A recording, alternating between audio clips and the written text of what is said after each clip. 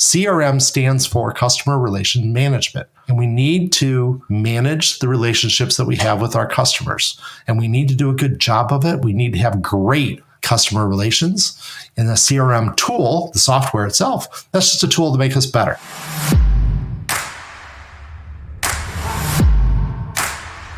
Hey, what's good, Millionaire University Nation? Brian Guerin back with you on the MU podcast. And today we're going to continue with part 3 of our 4-part series, Sales Fundamentals That Every Business Owner Should Adopt. And today, in part 3, we're focusing on sales tools and technologies. So we're going to talk all about CRMs, their importance, and the use of the customer relationship management system that can make a huge difference in your business internally, as well as managing those relationships with your customers. We're also going to talk about data-driven sales decisions. So we've got a banger today. Thanks for joining us. Let's hop right in with Sean O'Shaughnessy of New Sales Expert. Here we go. Thanks for being back here, Sean. It's great to be with you, Brian. Thank you very much for doing this. This has been a lot of fun. The first 2 were a lot of fun. Let's hope number 3 is good as well. So let's have fun. We're going to rock out. This is going to be great. This is one of my bugaboos, if you will. And I think this is possibly the same for many people who might be listening to us here, where we're going to be talking about leveraging your CRM and sales technologies and then data-driven sales decisions. But on that first point, CRMs. Personally, I went for the longest time with going in and out of different CRMs, testing them out, using it for a month, maybe 2 months, and then getting annoyed with it or forgetting to use it, and just going back to like almost pencil and paper or like spreadsheets.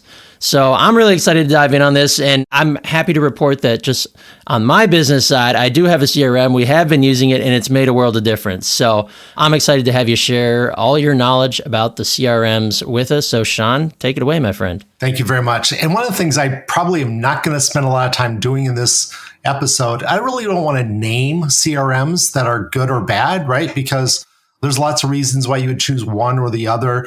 And there's like 275 CRMs. So I guarantee if you dropped a name on me, I would know the big ones because I do know the big ones. But you could drop a name on me of a CRM system that I've never seen, I know nothing about. There's way too many. And that was part of the problem. All of them kind of do the basics, which is I have a company and I have a person at that company that I want to deal with. And I'm trying to sell to either that person or that company. They all kind of have that as a basic thing. And that's okay, but you need more than that. So what I really want to do is talk about what you can do with a CRM and why you should have a CRM, and then some ideas that you should think about when you are evaluating CRMs. If you're in the situation where you don't have a CRM, or maybe you're not happy with it, we'll kind of dig into some of that. Then we'll get into a little bit into data-driven sales decisions, which you can't really do until you have a CRM. And then we'll talk a little bit about social selling and online presence. But actually, you're going to talk a little bit during that session as well, because you know a lot about that. So that'll be more of a joint conversation, I think, when we get to the end of this conversation here. All right, perfect. I love it. First thing that I like to say when we talk about a CRM system is that a CRM system is, I wish they would never have used the term CRM for a system, for an application, for something you buy, simply because CRM, without being shortened, customer relationship management, is what we've been doing for hundreds of years, right, in sales. So my dad sold heavy construction equipment for most of his life. So heavy construction equipment, bulldozers, backhoes, things that make highways. So if you go by and you're seeing a road being built, all that stuff that's doing that, that's all the stuff that's building that road, that's what my dad sold for his entire life. And he loved it. It was great. And he was really good at it. And he made a good income. And he got me into good schools because of that. He didn't have a CRM system, had no idea, but he knew all about customer relationship management. He knew how to take care of his customers. He and the people that were supporting him knew how to support that customer, how to communicate to that customer. They knew how to communicate to each other about the customer because, when you're selling something big like that, there's lots of people that have to talk to the customer. How are we going to maintain it? Once they bring in that bulldozer needs serviced or whatever, how are you going to do that? Do you want our people to do it? Right. So all of those things had to be communicated, and that's customer relationship, right? So and he had to manage that customer relationship. So CRM at the very high end is just doing what we should be doing anyway. Now, a bunch of years ago, and I'm not going to kind of guess how long ago, but a long, long time ago, somebody developed some tools to make that better, made it a software product. So it was after, the introduction of the PC, the personal computer. And we had Act and Goldmine were kind of the big ones that they started with. And then Siebel came along, which is a big company one. And then about 20 plus years ago, 25 years ago or so, they created this thing called SaaS, software as a service, but it wasn't called that yet. And Salesforce.com became the big thing. And Salesforce.com was the big CRM system that everybody used back then. It was very cheap, very affordable. People could buy it without having a big budget. And it really took off and everybody started doing it. And of those 275 or 290 or 310, whatever the right number is, the number of CRMs on the market, the vast majority of them today are SaaS-based tools, all built off that model that Salesforce.com created, 2 or 3 decades ago. CRMs have got to the point where they are affordable enough that everybody in sales should have one. And I actually have told salespeople if their company doesn't have a CRM, and that does exist even today in the fourth year of the third decade of the 21st century, it still exists that there's people out there that do not use a CRM at a corporate level at their company level. Or maybe they're an independent business person, kind of like you, Brian.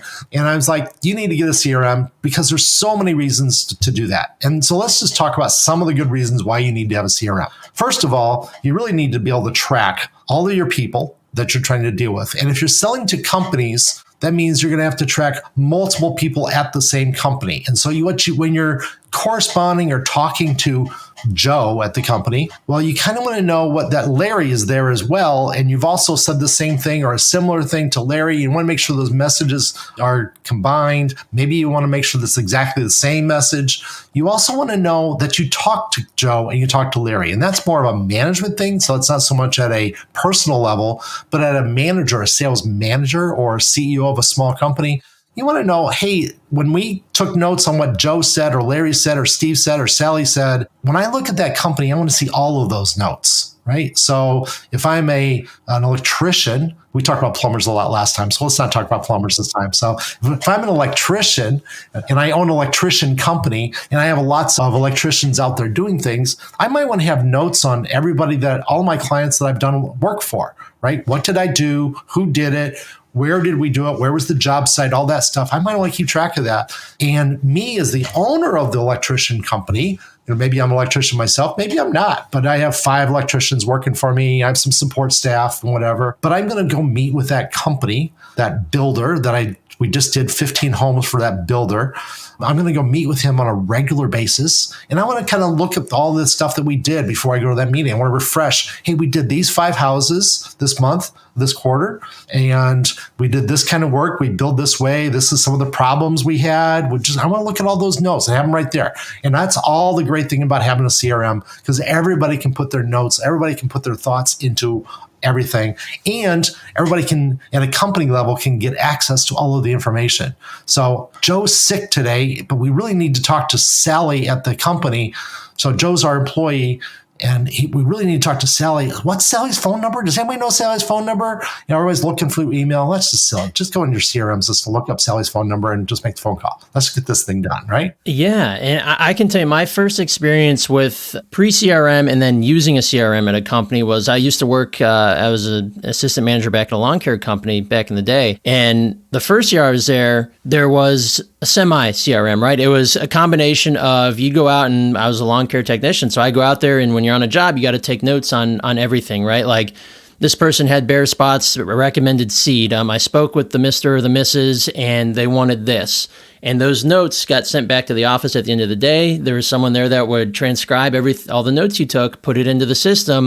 And then next time you go out and service this house, whether it's you or a different tech, it would have the information from the previous tech so that you could pick up where they left off. Now, the following year, they got better software and it was all digitized. We had iPads that would take you to where you're supposed to go. You type in all the notes, and then it was all accessible on the computer system when you're back in the office. The headaches that were solved by being able to digitize that and use a proper CRM, it wasn't just for, like you said, not just for internal organization and everybody keeping their heads screwed on straight, but it was massive in the fact that of the customer relationship. it played a huge role in making sure that, if one tech was serving this house and there was a problem this week, and then next week the problem was getting solved by a different tech, but if that tech had no insight onto what the previous tech talked about with the customer is going to be mad when they have to waste time explaining the problem all brand new to a new guy who could have had notes in a CRM, who could have showed up and said, hey, last time we were out here, I saw XYZ problem. I'm here to fix it. Let's roll. So it was a total game changer implementing that. Exactly. And that's why it's customer relationship, right? So the whole goal of having a CRM is to make it so that the customer feels like they're being taken care of by a group of people. Now, if you're an individual that you're all by yourself, you don't get, there's no group of people kind of concept in your company, then that's one thing. But then you still need to take notes because you got to remind yourself because now you're busy. But even then, exactly. Yeah, it's the same thing where I'm still the sole sales guy at my agency. We're still small enough to where that's my job. But I have to keep notes on everybody who comes in. What's their name? What's their information? Are they a lead? Are they qualified? Are they unqualified? Do we have a scheduled call? I have a notes section on everything. So that way, when I reach back out, like after this call, I'm reaching out to a guy who I was unable to connect with yesterday, but I got notes from the referral. So now I can approach this call knowing 3 or 4 things right off the rip that this guy needs, and we can get to the sale a lot quicker. So even on a small individual level, it is still very helpful to have that. Absolutely. And in fact, so let's talk about another reason. And this is kind of a checkbox feature that I think that every CRM should have.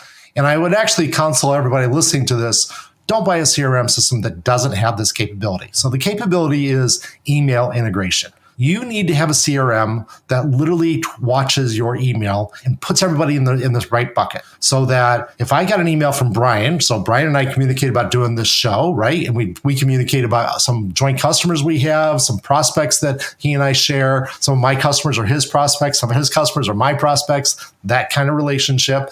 So I want to go to Brian in my CRM system and see all of the communication that I have. Because if you ever had the problem, and we all have, in this world of digital email, that you have that email, but you just can't find the email. It went to Brian. You think it was 2 months ago, but maybe it was 4 months ago.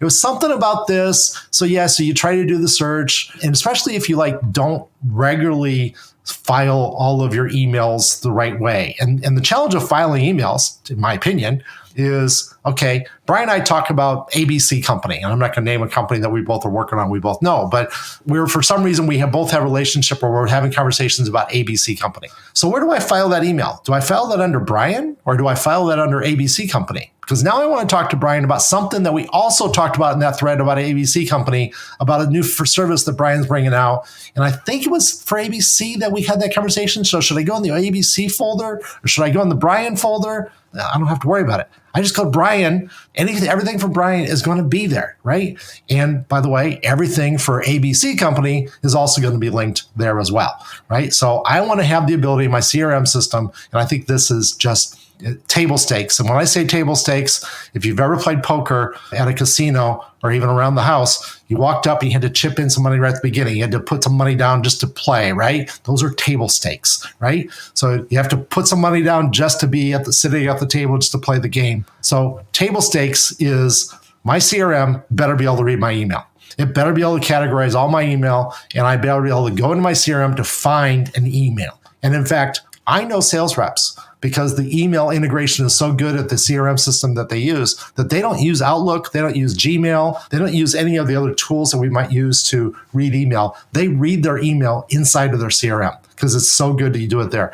And they can add notes to it, and it's just much easier for them. And they're really embedded into the process of capturing information that is email oriented, because so many companies today are. So much work that we do with our customers and our prospects is email oriented. So this is just a gotta have. And so I disqualify any company, any product on the market of those 282 companies that put out a CRM system on the market. If it doesn't do email integration, you don't get bought. Just simple as that. It's the easiest way just to kind of get rid of a bunch of them. And most of them now have it because they kind of caught on, but there's still a few laggards out there that just don't have that. So just don't call it to those guys. It's not worth the effort. The ability to streamline your processes through the CRM can't be understated. Yes, exactly. CRM is supposed to make it go easier and faster and make it so that you don't forget information.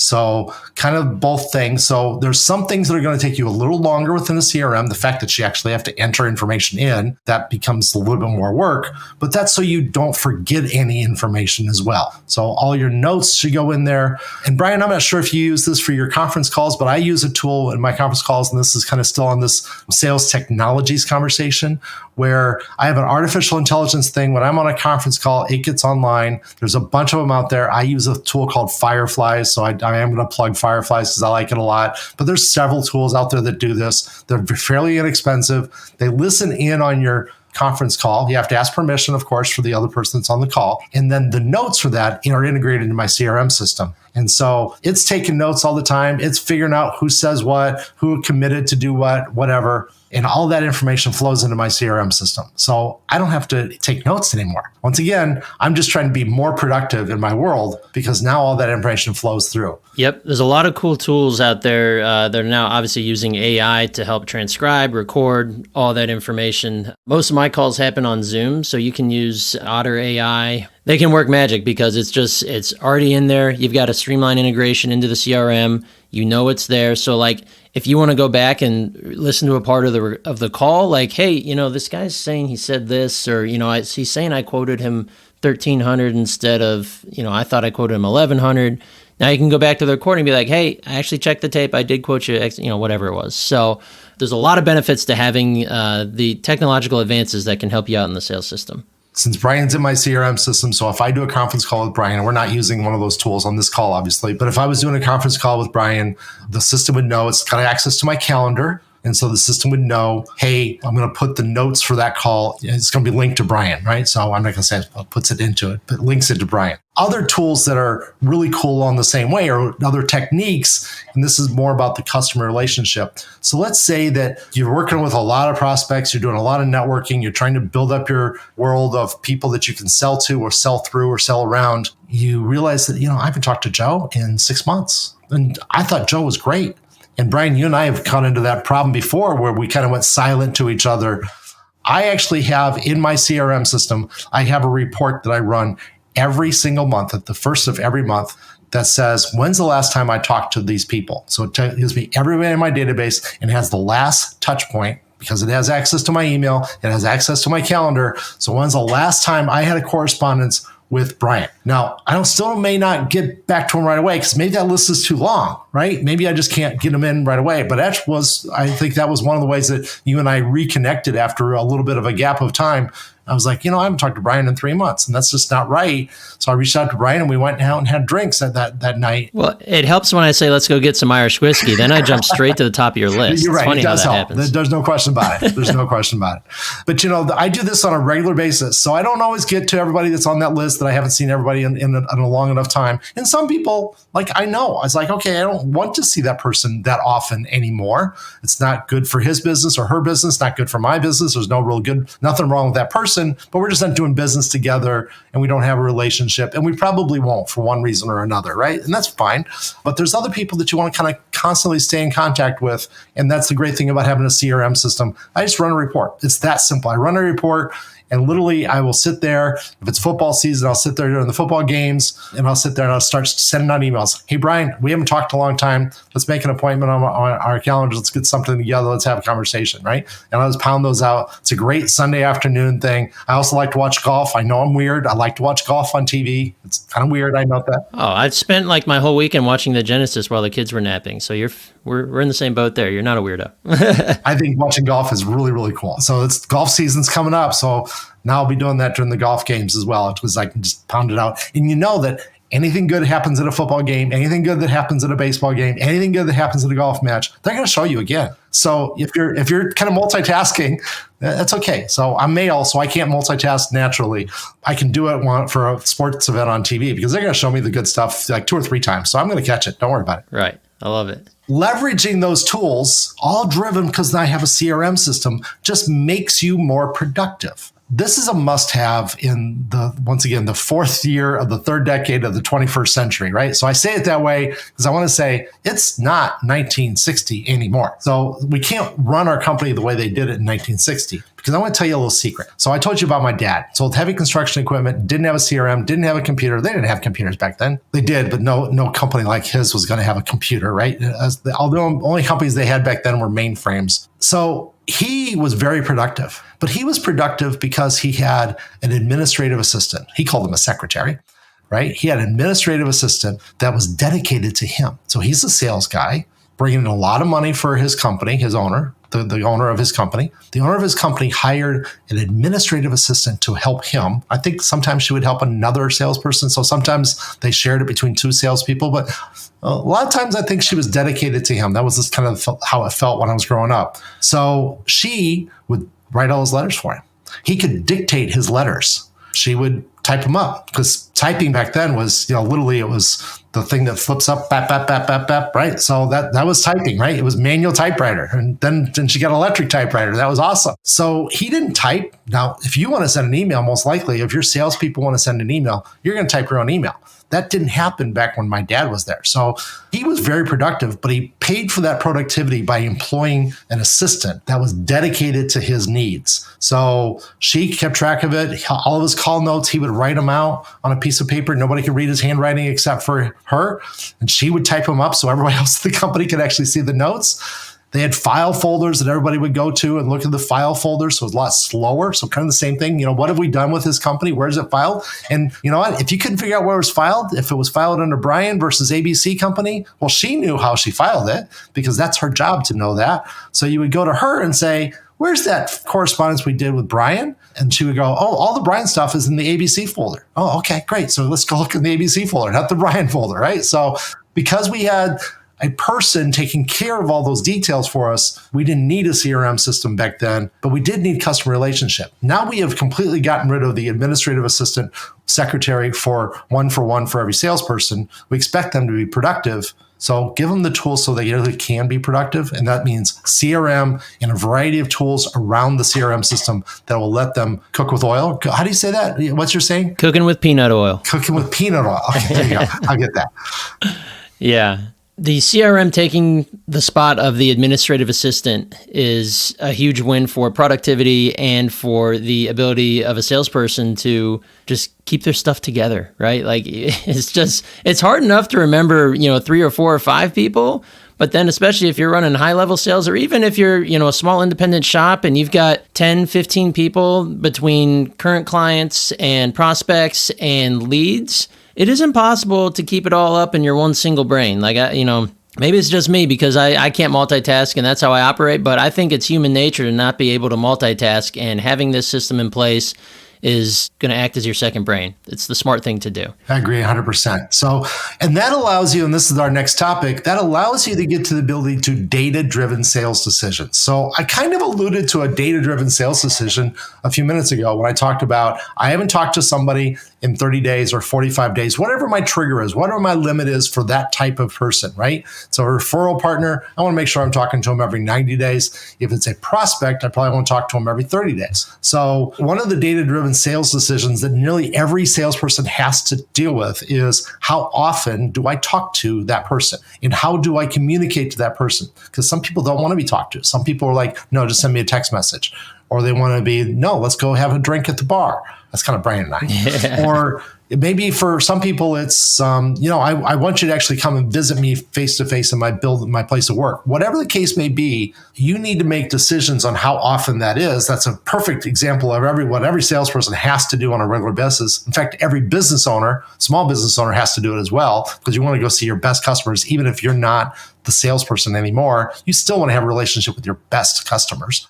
So one of the data-driven sales decisions is, how often do I see them? So that's a great example of that. But let's talk about some others that are really, really important. So another data-driven sales decision is, if I know that I am constantly trying to get into a certain industry, at a high level, I might be able to understand that I am trying to get into an industry and it's not working. If I'm a salesperson, I'm trying to break into a company, or I'm trying to break into a market and something's just not working. At a high level, I can kind of make that decision. But it's much better when I can say, let me see the data. How many times did I really try compared to a different industry? If, say, you're selling into manufacturers, you have a product, you have a service that you're selling to manufacturers, and you say, I want to sell into the automotive industry, and I want to sell into the aerospace industry, and I want to sell into some other industry. So I'm really doing good on everything but automotive and aerospace. Okay. Well, does that mean my salespeople are not doing a good job going after automotive and aerospace? Does that mean that we're getting told no? Does that mean our sales pitch is wrong? Or are we not even trying? Or, how many times did we actually try, right? That would be a data-driven sales decision that the sales manager would have to know for his sales team, right? So we don't sell to any automotive-based companies, but we also don't call on any automotive-based companies. Well, gee, maybe that's the reason why we're not selling to them, because we're not making sales calls at those kind of companies, right? Or if I'm selling to home builders, let's go back to the electrician. He wants to sell to home builders. He wants to sell to remodelers, people who are remodeling their facility, right? So he wants to keep in touch with them. He wants to sell to architects because he wants to be spec'd in.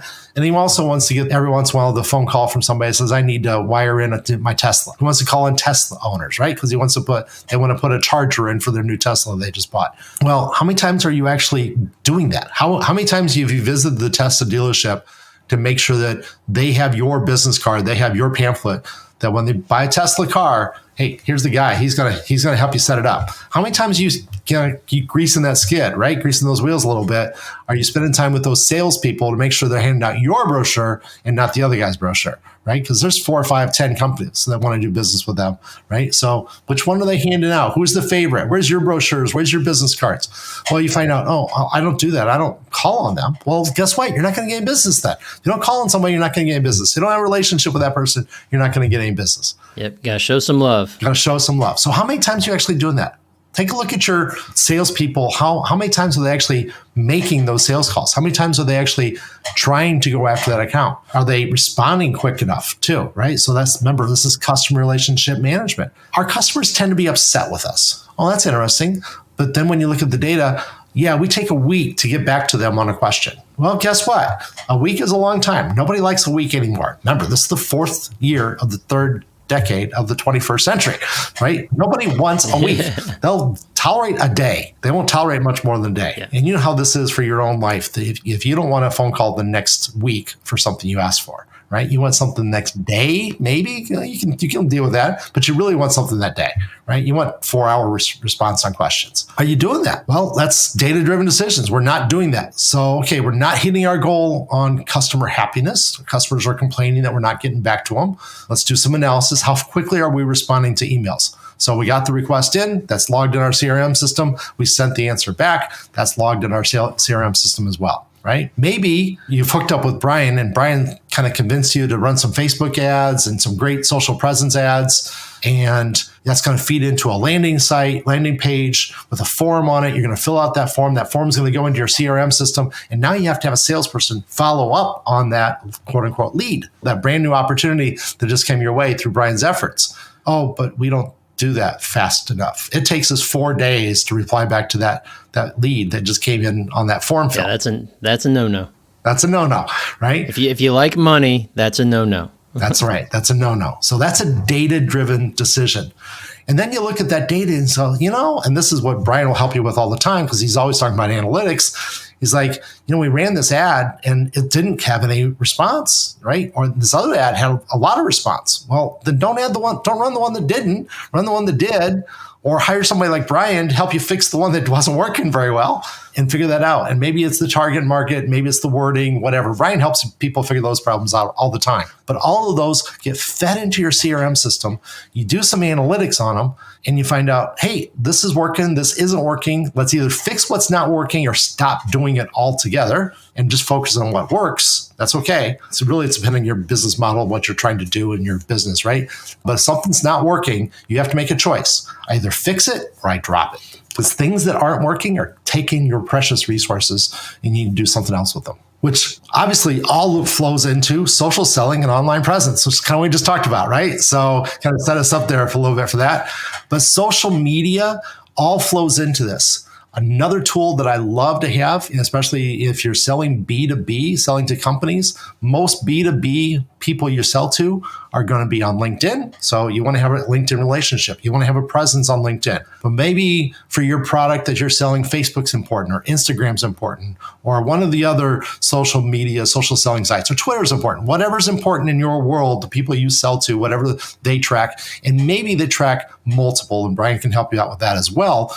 But the ability to connect to those platforms automatically, get information to flow back. This is working. This isn't working. I'm communicating this person. Some people like to communicate. Don't send me a text. Send me a tweet. Send me a direct message, right? And a good CRM will let you do that. A good CRM will say, here's my Twitter handle. I can click on it and I can send you a message right there. I don't have to send you an email because maybe that's not the right way to communicate to that person. Right. And it's very easy. I find it's easy to miss a message or miss a reply because we are being contacted or contacting people on multiple platforms, whether it's email, text message, phone call, LinkedIn Messenger, or if you're on social media connecting with customers, whether it's Facebook Messenger or connecting through Instagram, through the DMs or through comments. Like there are so many different areas where you can easily miss somebody trying to buy something from you or to get a hold of you, that having that organizational flow chart or flow that goes into that CRM, having something that can automatically track those things and put them in one place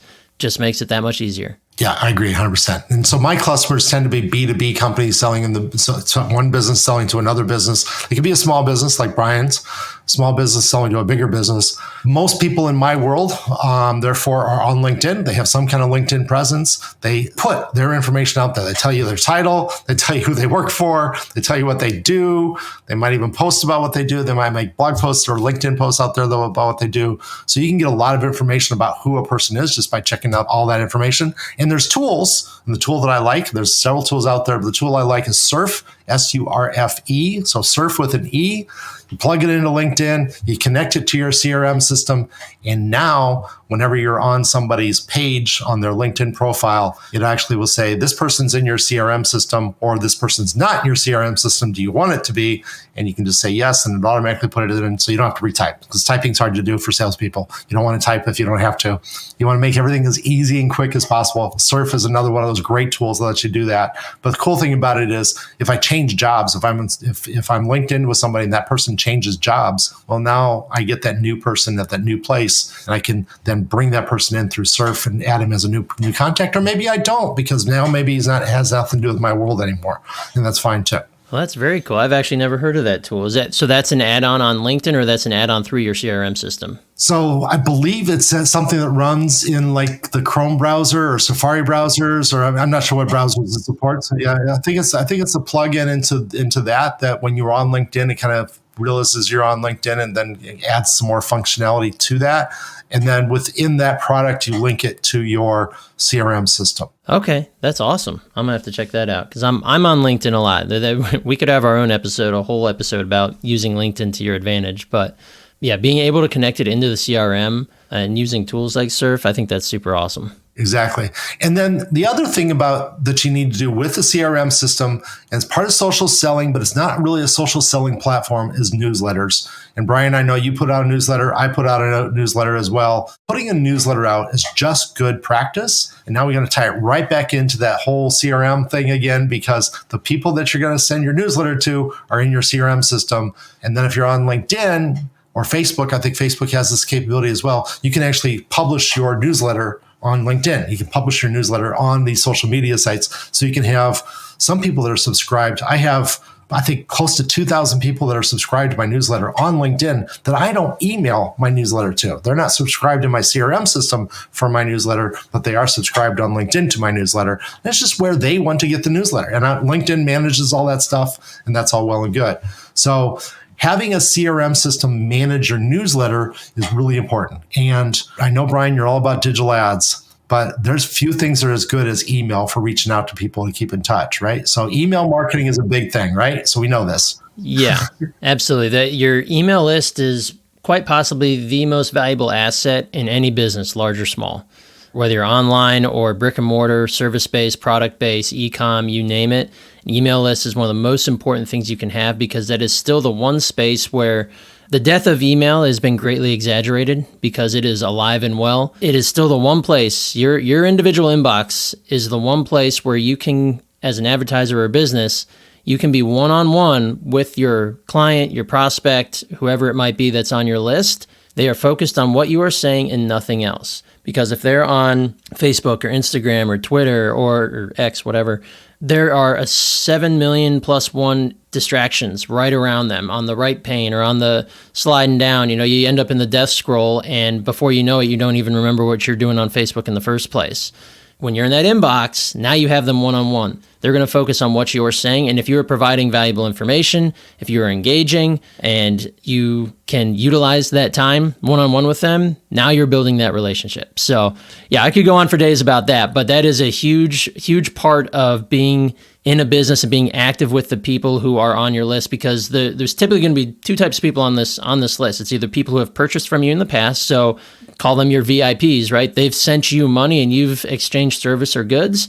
Now they're a VIP. You're staying in contact with these people to continue building lifetime value and get referrals. And depending on what your product or service is, they might need you again. So if you're staying top of mind in their inbox and you're providing value, you can bet your butt they're going to come back to you when it's time to buy. And the other people that are going to be on that list are your prospects. So if you're running ads, whether it's Google ads, Facebook ads, you can automatically send the information of the people that submit as a lead to your CRM or to your newsletter or your email list, whether leads are coming in through the website or on a social media platform. Now you have prospects on there. So these are people who have raised their hand and considered buying from you. They haven't yet, but they've considered it. They're interested. You might have the solution for them. Now you can use this list to talk to these people and push them further towards the sale, right? To encourage them, build that know, like, and trust, essentially. And then before long, they're going to become the other side of your list where they're your clients. So vitally important. I think I hit a nerve there, man. Yeah, you got me going there. Goodness gracious. Yeah, your email list is a very important thing, so it can't be understated, but we can save that discussion for another episode. But it's all part of having a CRM, right? Because who's getting your email? Are they prospects? Because you might want to have an email that just goes to prospects and not customers. You might have to have a separate email that's going to customers. Yep, you can segment your list. Yep. Exactly right. So you want to be able to do that. I'm going to tell you a little bit of a trick that I've learned over the years. Sending out a holiday greeting card, whatever you want to say. Merry Christmas, if that's what you're into. Happy holidays, happy Hanukkah, season's greetings, whatever you want to say. But sending that out gets almost nobody upset when they receive it. So it's a great way to just make sure that person still exists. So if you don't do a newsletter, you don't do anything else, at least send them a greeting at the holidays, because almost nobody gets mad and say, take me off your list, when all you did was say, season's greetings. I hope you're doing well. Exactly. That's one of the big things I love implementing for my clients is the go the extra mile stuff, which is every Christmas, we're going to coordinate sending out a card, a handwritten card. It's written by robots, but it's in the handwriting of our clients. And it's going to go out to their entire client list and even their current prospect list. Each card might have a little bit different message depending on who we're sending it to, but we can easily automate that and ship those out. And it doesn't become a massive chore, because these extra mile things are typically the things that don't get done because they're viewed as a luxury, right? But the companies who focus on doing these simple things that go a long way for the prospect or client, it's a good human thing to do, right? It makes people feel good. So I love that. Handwritten notes are also really important. This is a handwritten note that somebody sent me. This person has fantastic handwriting. So I've covered up his last name. So it's from the desk of, and so all you can see is Mark. But he has fantastic handwriting. So handwriting notes is fantastic. If you don't have good handwriting, then hook up with Brian, let him help you out with one of those robots that writes for you. Because I'm definitely not going to do it. My chicken scratch, nobody can read. Right, exactly right. Even if it is your handwriting, it's been fixed, right? So even if it's your font, right? Right. So that's a perfect way to bookend the chat on technology. Is sometimes it's good to go back to old school and just write a classic handwritten note. I do that with all my clients twice a year. They're getting a thank you note, just a little appreciation message saying, hey, appreciate you. And luckily, we're a boutique agency, so I have enough clients to where I can still handwrite that myself. But there are solutions if you are running a larger operation where you need to send out 100 notes. There are solutions where you can easily do that and it'll still be personalized. But going the extra mile, never be afraid of that. If you do have 100 people that you have to send it to, or 1,000 people that you have to send it to, use your CRM to interface into that person, so interface into that robot technology that's going to create that. Have a personalized note that's built off of your history with that person. Say, thank you very much for that order that you gave us last week or whatever. And you can still do it and have it be CRM driven and be customized to that individual. The customer will think, they may know that you use technology to make it better, but you still did something that your competitor didn't do, that the other person that just bought something from didn't do. So even though you cheated, quote unquote cheated, by making it a little bit easier for yourself, you're still heads and shoulders above the competition. And that all flows right back into what I start off with. CRM stands for Customer Relation Management. And we need to manage the relationships that we have with our customers. And we need to do a good job of it. We need to have great customer relations. And the CRM tool, the software itself, that's just a tool to make us better. And there's lots of tools out there to do that. Choose the one that makes sense for your business, that your integrations, your points. Once again, I would definitely make sure that it integrates to your email, integrates to your calendar, so that all that information can flow in. If it doesn't do it, then buy somebody else. There's so many of them out there. Just buy a different one. And you know what? The really good ones, they do all of them. There's nothing wrong with going around and testing them out, right? It's kind of like when you're going to buy a new car. You test drive a handful of models and see what feels right when you're punching the gas, right? So don't be afraid to go out and test out. Take them for a test drive. See if you like them, because I've done that probably too many times. But it is nice to get a feel for, whether it's taking a demo or getting a 14 or 30-day free trial. Just take it for a spin and see if it's right for you. I did that the most recent time that we were selecting the CRM for my company. I realized that I needed task management and also CRM, but I'm very color coordinated. Like I'm a columns guy in color coordination. So I narrowed it down to the CRMs that could really provide a color coordinating system for me.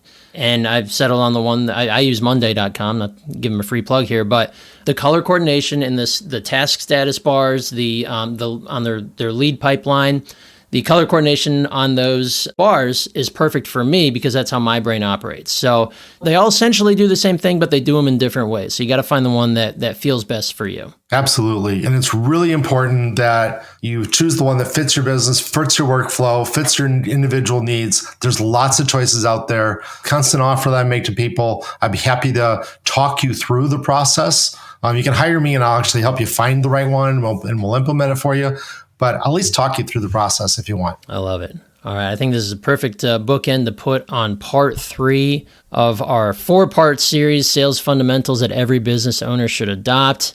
We just covered our sales tools and technology section. So, Sean, if you have any parting words for part 3. Absolutely. So earlier we talked about finding customers and getting customers. This one was all about how to use tools and technology to keep your customers happy and use those tools to find new customers. So now we're going to talk the next time when we get together again.